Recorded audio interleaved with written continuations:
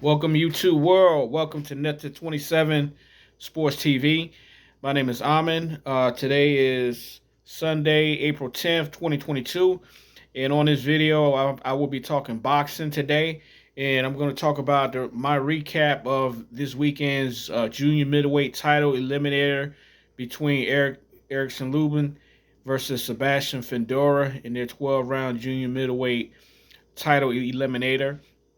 If you saw the fight on Showtime the other night, you saw a great fight of the year, best fight that I've seen all year between Ericsson Lubin and Sebestian Fundora.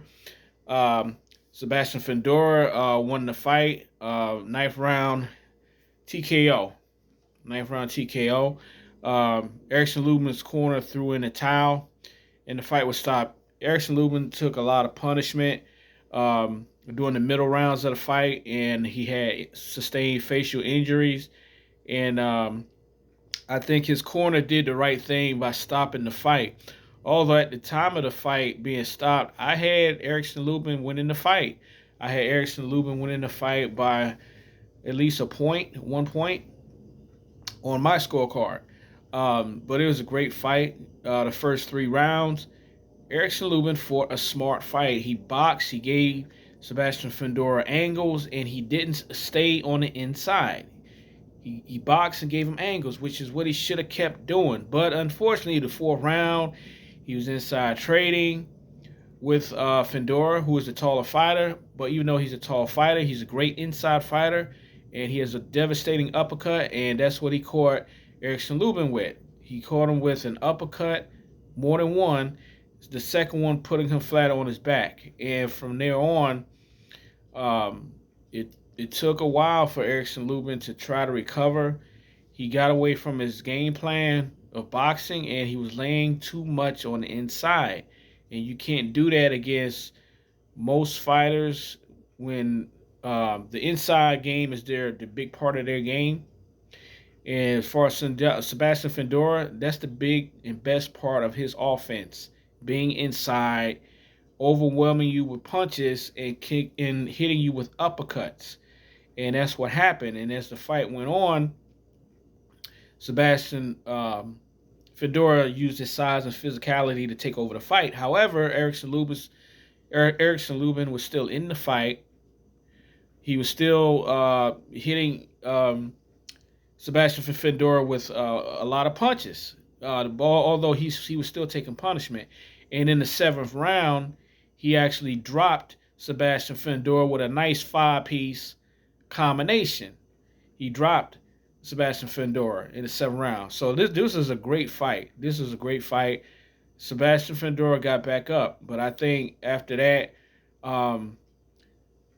Lubin didn't have he didn't have no more gas in the tank. He took more punishment in the 8th round, and the 9th round, he unfortunately was taking too much punishment, and his corner threw in the towel. But I think they did the right thing. His face was really disfigured. I thought, just looking, even before I heard the reports after the fight, I could see that he had a broken nose. I could see that. I could see the swelling up here at the top. At the top, he had swelling up here, and later come to find out, he actually did have a broken nose. He actually also had a separated shoulder, right shoulder, and I think his jaw was broken. So he really took a lot of punishment in the later part of the fight, and it just caught up with him, and the fight had to be stopped for his safety. It had to be stopped, but I give him big ups for fighting through the punishment, coming back and knocking down Sebestian Fundora. I give Lubin a lot of credit for doing that.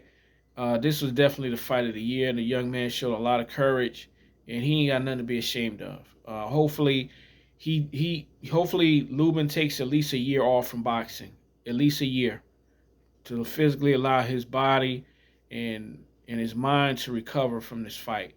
But big ups to Sebestian Fundora. He was the winner of the fight, And so he goes on to fight the winner of the Charlo Castano unification fight, which is going on in May. So the winner has to fight Sebestian Fundora as the mandatory.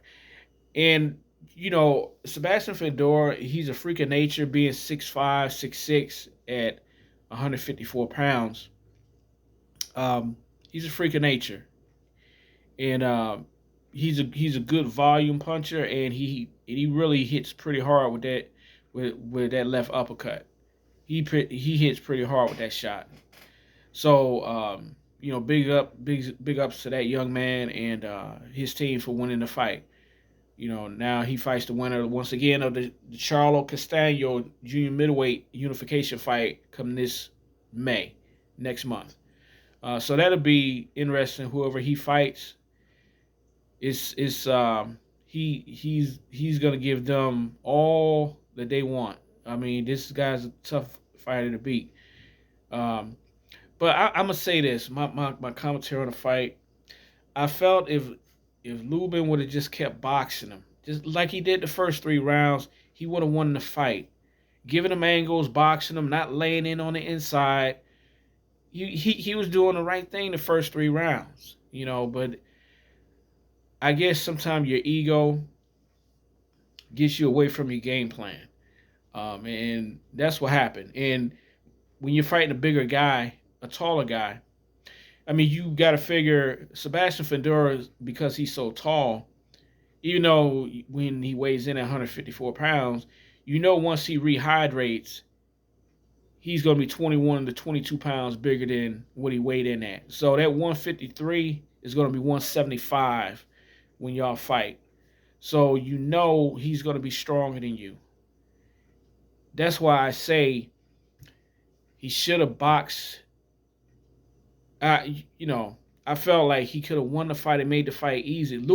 Ericsson Lubin could have won this fight if he just boxed like he did the first 3 rounds. He could have won the fight. He wouldn't have taken as much punishment by laying inside and staying on the ropes. But, it is what it is. Sebestian Fundora, we know what his game plan is. And he executed his game plan, and he won the fight. So big ups to him.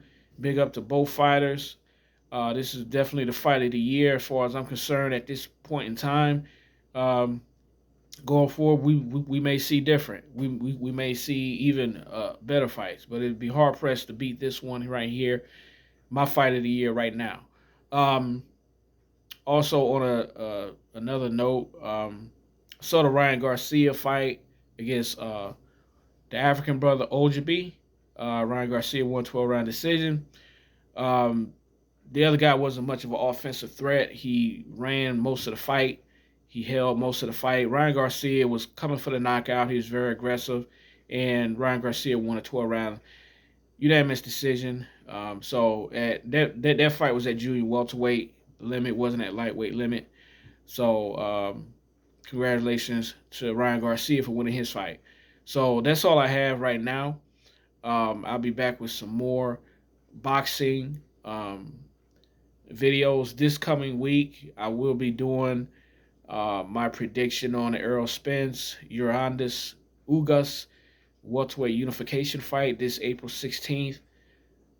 This is when their fight is at in Dallas, Texas. So I will be doing commentary on that. That video will be coming this week, so look out for that video. But anyway, please, if you like what I got to say, you agree with the commentary, please hit the like button. Feel free to subscribe. If you have any comments, feel free to leave your comments. Please be respectful. And thank you once again for watching Netta 27 TV. My name is Amin. I appreciate y'all watching. Thank you, and hope you enjoyed your weekend. Peace.